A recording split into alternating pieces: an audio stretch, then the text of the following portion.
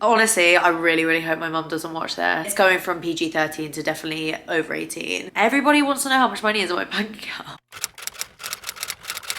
Hi everyone, welcome back to my YouTube channel. Thank you so much for joining me, guys. Whew, this video. So I posted on Instagram and basically said I didn't want to do like a normal Q&A. I want to do like a big juicy Q&A and asked you guys basically not to hold back in the questions, and yeah, you definitely didn't hold back. There are definitely some questions in there that like I've never addressed, some things I've never wanted to address. There really isn't any point like beating around the bush with this. I think I should just jump straight in. I have written them all down in a list. There was quite a few that were like fairly similar, so I've just kind of like put them into like one big question. I've got 20 questions here, which is quite a lot, so we'll see if we get through all of them. I'm gonna try and like quick fire some because we don't want to be sat here all day, do we? Right, so question number 1, have you had any filler? Yes, so if you saw my glow up vlog, you'll know I have had lip filler. I did ages ago actually go and get cheek filler put in. Really random decision for me, not something I ever thought that I wanted. I think I just went one day and it was like after lockdown and I was like, what do you think like would kind of, you know, work? And she just was like, you could probably do with a bit of cheek filler just to balance out.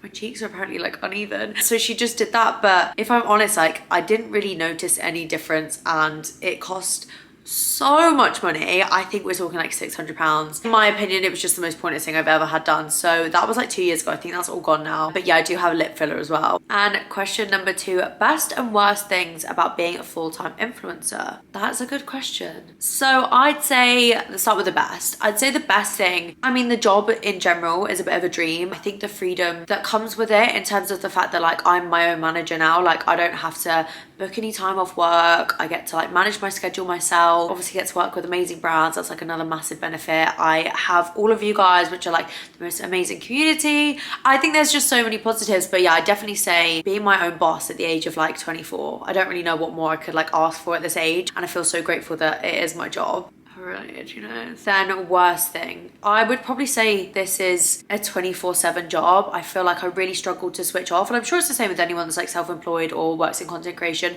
You always feel this pressure because like your income is on your shoulders and your productivity is on your shoulders. So I now work way longer hours than I ever did doing a 9 to 5. Like I probably work from like 8 a.m. to like 10 p.m. some days now. But I'd much rather that. I'd much rather be working for myself and putting in loads of hours. It's only because I'm so passionate about my platforms and what I do that I do put in those hours. So yeah, I would probably say that is potentially the worst thing, just because there's no like switch off. Like even when I go to bed, when I go on holiday, you're constantly thinking like, oh, should I film this for content? Like, do people want to see this? It's a bit never ending, but like I said, I'd much rather have that than be working for anyone else. So question number 3, a little bit juicy this one. Any companies you wouldn't want to work with?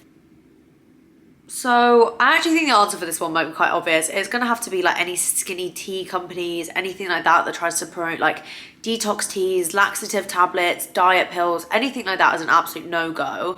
Also with me, I do try to distance myself from fast fashion brands just because of my like sustainability values. I don't really feel like they align with me, so I wouldn't really promote them. Saying that, like I'm not a sustainable queen. I did actually used to work for Boohoo, but I wouldn't choose to work with them now. Like I've had the offers, but I have turned them down. I'd much rather prefer to work with companies that are like sustainable or create product that is such high quality that like you guys are going to purchase it and have it for like really long periods of time and it's not going to fall apart within like a week and end up in landfill. Question number 4, what would you be doing if you weren't influencing? I actually left my grad scheme only just last year, so I'd probably still be sat at my grad scheme. So my kind of like view was that I was always going to be a buyer of some sort. So that's what my degree in. I worked at Boohoo as a buyer. I then worked at Look Fantastic as a beauty buyer. Yeah, I was always going to be buying of some sort. I always like the idea of going into like high-end fashion buying, like being a buyer for like Harrods. Number 5, do you go out? You rarely post about clubbing. So you must be a new follower, because I feel like if you guys followed me last summer, like, you know, there was a period where like I was going out a lot. I'm hibernating at the moment. I'll be honest, like I don't see winter as like the time and place to go out. Like for me, like these first beginning few months of the year are just such a good time to get a jump start on like your goals and set like good routines into practice, and I'm so happy to just hibernate. So right now, yeah, I will say like I don't really go out at the moment. I don't really want to. Like when my friends have kind of mentioned it, I'll be like, I'd rather not. Okay, so this one's a little bit deep. Do you have any regrets, and what are they? I had to think about this one last night, I'm not gonna lie. And it's a weird one because there is like some, I don't know, I'm one of these annoying people that's like, I don't live life with regrets. However, I will say one thing that I do kind of look back and wish that like I could just go back and like shake myself, and this is not directly meant towards that person, kind of in particular. However, I had a relationship like in the beginning of university, and I just wish I could go back and say to myself like, it's not worth it. Like, I feel like it just took away from a lot of fun of like university. Like, you kind of go to university to like meet all these new amazing people. My boyfriend was in Manchester, so like the easy thing to do was just to, like, go and see him and like spend more time with him rather than like pushing myself to go on nights out, pushing myself to go and make new friends. Saying that, I have made the most amazing group of friends. I just look back and wish that like I'd have invested more time into being social in uni rather than being social with my boyfriend that we were literally gonna break up anyway. So yeah, like I said, not directly aimed at that person, just more at the situation. This next one made me laugh so much. Were you popular / the it girl in school? I can strongly say absolutely not. No. I went to 2 different schools. So I went to one school from literally the age of like nursery, like baby school up to like 16. And then I went to a different sixth form. So a lot of the people in my year like I'd grown up with from babies. However, I'm just gonna say it was just a really toxic environment. It was a really toxic school.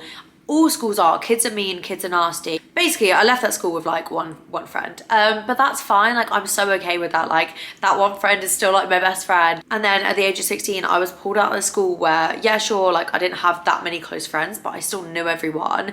And like thrown into this other school where I knew absolutely no one. It was girls. They were all friends. They'd all known each other for years. It was terrifying. I did manage to like make a good group of friends. We were like in a friendship group, but we've kind of drifted apart. I'm still really good friends with 2 of the girls, but yeah, definitely was not popular. I found that move horrendous. I feel like I was just so shy and awkward at that school that I didn't really like ever make the extra effort with like anyone else. I think I was just rather like, I just wanted to like go in, get my head down and leave, and that is essentially what I did.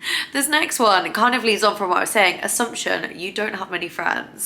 Thanks for that. So I do kind of get this. I don't obviously like post, especially on my fitness account, with all my friends. However, do you know what, like I'll be honest with you, I don't have loads of friends. No.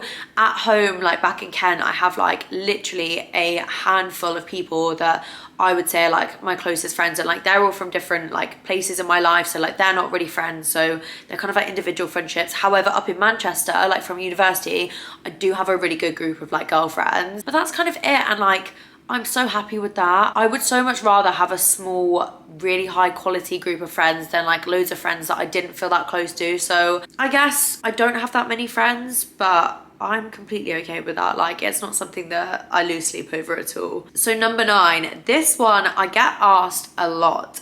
Do you live alone / who do you live with? I'm not like gatekeeping my flatmate from you guys. It's not anything weird like that. Like, I live with a girl that I literally met on spare room last year at the end of lockdown, and we've just moved in together and we share the flat together. Like, there's really nothing interesting about it at all. I think it's just because she's at work in the day, so I'm always like filming like now in the flat and stuff, and I'm sure it just looks like I live here by myself, or I'm like hiding the person that I live with. And then on top of that, somebody said, why don't you live with your boyfriend? Again, I get this a lot. So me and Joe have been together for 3 years this year, and the thing with me and Joe is that like we're very realistic and in no rush at all. I love Joe and Joe loves me, but we have no desire to live together at the moment. I am actually planning on moving out of this flat hopefully in the next few months and moving in by myself. That's like my next big goal, is like to live by myself. I just want to do a year by myself in my own space. Like, guys, I love my own company. Like, I could do things by myself like all day every day and I wouldn't get lonely. So yeah, that's my next big like plan in terms of living. I think everybody always thinks that like if you have a boyfriend you should like really want to like be with them all the time, and like don't get me wrong, I love spending time with Joe, but like we're so young and like I'm never gonna get these years back. I'm never gonna have the opportunity to live by myself ever again, so I just want to make the most of that for at least 1 more year. And he does as well. Like, he lives with his best friend, so they're kind of savoring their time together as well. So leading on from Joe, there was actually some more questions about Joe. Story time about how you and Joe met. So it's not a long story, but like it's got like loads of like segmented parts. So I'll just try and like shorten it down for you guys. Basically, Joe went to Manchester Met University where I went as well. However, we never actually crossed over. I think by the time I was going out and like even at university, he'd actually left. So we actually had mutual friends because he used to be on the rugby team. I joined the netball team and then met rugby boys. So we always had like mutual friends for uni, but we never actually crossed paths. Then when I was on my placement year for university, I went on a night out, and this is so cringe, I can't believe I'm telling you guys this. We went on a night out and I was so drunk, and I think I remember like seeing him and I like sent someone over to talk to him for me, like to do my dirty work, because apparently I was too shy. I think in my head I thought this will come across like cute, like she's shy, she can't approach me, something along those lines. It makes me feel better about the situation, like how cringe.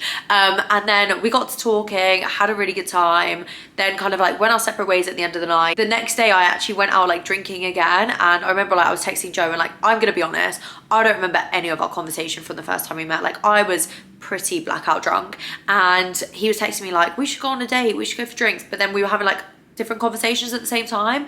So I just kept ignoring him asking me on a date, purely because of the fact that I was so socially awkward, and the thought of going on a date made me feel so like nervous. I was like, I'm just gonna avoid it, and like it will never happen, we'll just like text and maybe it will fizzle out, I don't know. Obviously at this point, like I said, I didn't really like know him, so I didn't know like how well we'd actually got on. Then eventually, this was kind of like when it all fell into place. A bit of context to this situation: my old flatmate's boyfriend was Joe's best friend. So we all went on a night out, me, my flatmate, I think her boyfriend came with us, something like that. Joe was on the night out. That's when we properly got speaking, and he was probably like bullying me about ignoring him, asking me on a date and things like that. Then he actually came back to mine. Nothing happened, don't worry guys. It was the first time I'd like properly met him.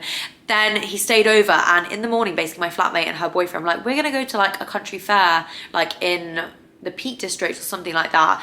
Do you guys want to come with us? And I was like, I've literally just woken up next to this boy, like I don't really like know him, he didn't really know me, and we were just like, yeah, why not, like let's go for it. And honestly, I think that was the best way for us to ever have like a first date. Like it was so relaxed, just kind of like a spur of the moment thing. There was no awkwardness. So we just went on a drive, went to this country fair, then went to a pub, and then we were like, let's go for dinner later. Then we like went for dinner later, ended up getting like really, really drunk, literally had the best time. And I'd say like from that point we were like inseparable. Like I just like knew from that day, I was like, we were just talking, and like so many things about like our lives just like clicked with each other's lives. Like I think we were both like, this is so crazy, this is so cringe as well. And yeah, I just think like from that point, like we just kind of knew. And like I knew at that point that he was going to be my boyfriend. Like I think you know when you know, but like I knew he was going to be in like my life for like a fairly long amount of time, hopefully like the longest amount of time, but you guys know what I mean. So number 11, have you gone through heartbreak and how did you get through it? Yes, I have 100% experienced heartbreak. I would say it's hard because both of so I've had two boyfriends like before Joe, but one was like from the age of like 14 to like 18, and I would say like that heartbreak was horrific. Like when your first love like breaks your heart and like pulls out your heart, like tramples all over it, it is the worst. And I think because you're experiencing it for the first time, you think like this will never ever get better, like I'm always gonna miss this person, I'm always gonna feel sad, like you just feel really like worthless and like kind of like empty. And oh god, those nights when you like sit up crying and like you're just like heaving, it's just, yeah, it's horrendous. So yeah, I definitely experienced it the worst with like my first relationship. The second one was just more of a toxic breakup, so that really, really sucked in terms of like that. It was just like quite nasty. But I would probably say like the best way to get over it, learning from my mistakes in the past, I would definitely say like if you do choose to break up with someone, if they break up with you, you break up with them, you need to just eliminate that person from your life. Like the most toxic thing you can do is like to get into that cycle of like, oh, let's like give each other our clothes back, let's go on a date and talk about things, let's go and get closure, let's try and get back together. Like that cycle is one of the most horrendous things you can get involved in, and it just is never ending, and it just drags out the inevitable. Like for me now, I think if you get to the point where you want to break up with someone, there's definitely things wrong with your relationship. You just need to choose to walk away. I think when you try to like fix things and make them better after breaking up, like you've got so much like anger in you, and in my opinion it's just never going to work. Like I think once you lose that trust it's just gone. So yeah, I would definitely say like from my mistakes, that is probably the best way to like get over it. Also, I read a book called Men Are From Mars and Women Are From Venus. Changed my outlook on like the female and male species completely, so I would definitely recommend that. And number 12, your worst date story. So I actually have a really good one for this. It wasn't really a date, it was more of like, I was drunk, I've been speaking to this guy on Tinder, he was like not drunk at all, stone cold sober. When I say I was drunk, I'd been day drinking all day at like a uni sports event. I was blackout, like paralytic, left the night out, was like, oh my god, let's meet up. I think I was like, had so much Dutch courage in me. I was like, this will be a really good idea. I was like, let's meet up. Do you just want to like come to my house? We can chill, have a drink. And he was like, yeah, sure, why not? Definitely didn't realize how drunk I was at this point. He comes to my house, we're having a drink. He obviously clocks that this girl is paralytic, like slurring her words, can't string a sentence together. Like, I don't really remember much of this. He's like, okay, like I'm gonna go. So I was like, okay, like fine. Like, I think we just said that we'd like rearrange. He might have been running for the hills at this point, who knows? I wouldn't blame him. I then, when he is like leaving, just like lean up against the door. Bearing in mind I was in a student house, so like there's fire doors. I was leaning up against this door, propped it open for him. He didn't like walk through in time, I don't think. So the door shut on my hand. I then like looked down and was like, oh, like there was like blood on my hand. I was like, oh no. He was like, oh my god, like basically like screamed, and I was like, what? Like, it's fine, it's just a bit of blood. Guys, I basically like chopped the whole top of my finger off. Yeah, you can probably see like the tiny scar there. Like they literally did like the best job in the world on it. But yeah, basically, if I didn't have acrylics on, apparently I would have taken the whole top of my finger off. The door slammed. I obviously had tried to move it in time, but been way too slow being that drunk.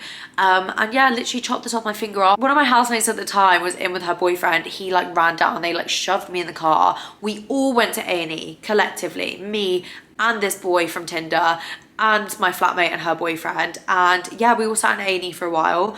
I of course thought it would be really funny because it's my engagement ring finger to be like, oh my god, like where are you gonna put the ring? This boy was probably sat there like, what have I literally got myself in for? Like, I'm sure this is also his worst date story as well. We did actually go on a second date after that, and it was a really good icebreaker. Obviously it wasn't meant to be, which is fine. Yeah, so thank god my finger was saved, because imagine if I chopped the top of my finger off for a boy that I didn't even end up marrying. Okay, so now we're getting onto the ones that I'm like, honestly, I really hope my mum doesn't watch this, or my boyfriend's mum. If you are, now is a good time to switch off, because it's going from PG-13 to definitely over 18. So has your sex life improved since your transformation? I would definitely say yes, in terms of how I feel. Like, I feel so much more confident now in my body. I wouldn't say like anything is drastically different with the sex itself. I just feel like when you're not feeling yourself, the last thing you want to do is like strip down to your underwear and be completely butt naked in front of someone. I think maybe that did put a bit of like a strain on my sex life, maybe because like I didn't feel confident. I didn't really want to be like getting in the nude. Whereas now I don't have that kind of like second thought, and like I feel so much better about my body. Like I'm happy to be in my underwear, if that makes sense. Then somebody else also said, is your sex life difficult because you don't live with your boyfriend? I will definitely say, because of the fact that like me and Joe both live with flatmates, it definitely does make things a little less spontaneous. I think that's the best way to put it. Like, obviously if you're just living like the two of you, like the world is your oyster. You can have sex morning, afternoon and evening if you want to. However, when you live with like flatmates, obviously it's just a little bit more difficult, especially like with Joe. Joe lives with like his best friend Nick, who I'm now really good friends with. So like when I go over, we would never go and like just sit in Joe's room. Like we very much like spend all the time in the flat like together as like a little three. If Nick's there as well, we wouldn't like go and sit in the room or anything like that. So I'd say it just does like take away from the spontaneity of it a bit, which obviously is slightly annoying, but it's just the situations that we're both in. Number 15, do you want kids? At this moment in time, couldn't think of anything worse. I am not maternal at the moment. I am not broody. I just feel like my like plans are so much bigger than like kids at the moment. And also like the thought of being responsible for a small child makes me feel physically sick. Like even if somebody was like, can you look after my baby? I'd be like, no, like I am not the person that you want to leave in charge of a child. Like even if somebody's like, oh my God, like I had a baby, and everyone's like, oh, can I hold it? No, just keep it away from me. Like I'll admire it, I'll say it's cute, but I don't want to hold it, I don't want to fuss it. Like that's not come to me yet, and I'm sure it will one day, maybe. The thing is, like, I definitely do want kids. I see kids in my life. I would love to have a family one day, that just won't be thought about until I'm at least 30 years old, because life is so short. Like, I want to make the most of my 20s. Like, if you have a kid, like, you can't drink for 9 months, and that really plays on my mind. So yeah, currently no, but definitely in the future. God, so now we get onto the income part of the Q&A. Guys, you went hard on the money questions. Like, everybody wants to know how much money is in my bank account. I don't blame you, because I look at other influencers and I always think, like, how much money do you actually make? It's not like, you know, when you apply for a job and you go on like glassdoor.com and you put in like the job title and it comes up with a salary, like, there is no set salary for influencers. Like, you make money based on the brand deals that you achieve, based on like your engagement, your platforms. Like, the brands themselves pay different rates. So the question was, is your income consistent or sporadic? I would probably say quite sporadic. So I make my money through like brand deals and like advertisements, and then commission on products. So like my protein, when you guys like use my code and things like that. It can be really, really difficult to like gauge an income as an influencer, and the best way that like you can do it is to like find security with brands and like getting into like long-term contracts and retainers. So I have a few brands that I'm on like longer term contract with, like 12-month contracts, and they pay me like a set amount every single month, and then you have rate reviews every like 6 months to see if they change. But that's how you know like your consistent income. So I think I have like 4 or 5 brands that I work with on like a consistent income basis, and then you kind of pick up other ad campaigns, or you sell more based on like your commission codes and things like that in the month. But it can obviously make it quite sporadic. So when I'm like looking for a flat at the moment and somebody's like, what's your like basic income, I was like, I have no idea. Like, I literally have no way of telling you. Like, I've not been doing this job for even a year, so I have no way of even figuring out an average. Yeah, so it is quite sporadic in that way, I'd say. And then somebody asked me, how much money do you make a month? So I'm gonna have to be annoying, guys. Like, I'm not gonna sit, like I've said, like, it changes every month. I really beat around the bush about answering this, because the reason why I probably won't say figures is purely because of the reason that, like, I don't think it's beneficial to anyone. Like, I know it's obviously interesting to know, and I just don't think it's helpful. Like, I think in the position I'm in, like, I've just come out of university. All of my friends have just come out of university. I know quite a few of my followers are like similar age range. So I think for me to sit here and be like, I earn X amount of money, like, it's not beneficial to anyone's life.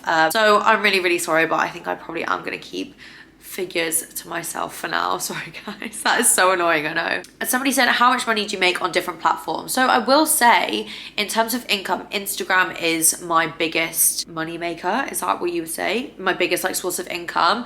Even though I have like 3 times the amount of followers on TikTok, brands are definitely willing to pay more across like Instagram. I will also say, people always say like YouTube's like the biggest money maker. Probably not if you have 7K subs like me, but maybe one day, guys, who knows? Guys, we're on question 19, we're nearly there.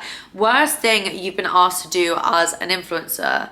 It's gonna have to be like skinny teas and like diet pills. Like, when these emails pop up in my inbox, I'm like, read the room. Like, are you aware of like what I promote on social media? Honestly, it baffles me. I never even reply to them, but sometimes I feel like being like, have you even done your research? Like, why do you think in a million years I'm gonna sit here and promote diet laxative teas to anyone, yet alone 112,000 people? Then last question, question 20, what is the best thing about your life? We're really ending this one on a deep one. So this is gonna sound really, really cheesy, but it's actually probably the fact I was thinking about this day. Like, everybody around me in my life is so like healthy and happy. Like, my mum, my dad, my sister, my grandparents, my like extended family, like cousins, my best friends, like everybody that I know currently is in a really, really good place, like health wise and happiness wise, and that makes me really, really happy knowing that like everyone else is really good. So yeah, that's definitely what I'd say the best thing about my life is. I think we fired through those 20 questions. I'm not really sure, we'll have to see how long this video is, to be honest. But that is the end of my big juicy Q&A. I hope you guys found out a little bit of information that you wanted to know. Really sorry that I wasn't gonna answer the income questions, but like I said, I don't think putting that out there is like beneficial to anyone. I will say that like, I do think it is a situation that needs to be spoken about more in terms of influencers making sure that they're not getting exploited by brands. But I have had like other influencers come to me like, oh, this brand wants to work with me. I saw you work with them. How much did they pay you? What do you think I should charge? Things like that. And I'm more than happy to help with that situation. I just don't think blasting my income over YouTube it's probably the best idea. Also, like I said, it's quite sporadic, so I could like say it's one thing and then the next month it would drop to like half of that, and then I've just basically told a lie. So yeah, thank you guys so much for watching. I hope you guys have enjoyed this Sunday's video, and I will see you next week.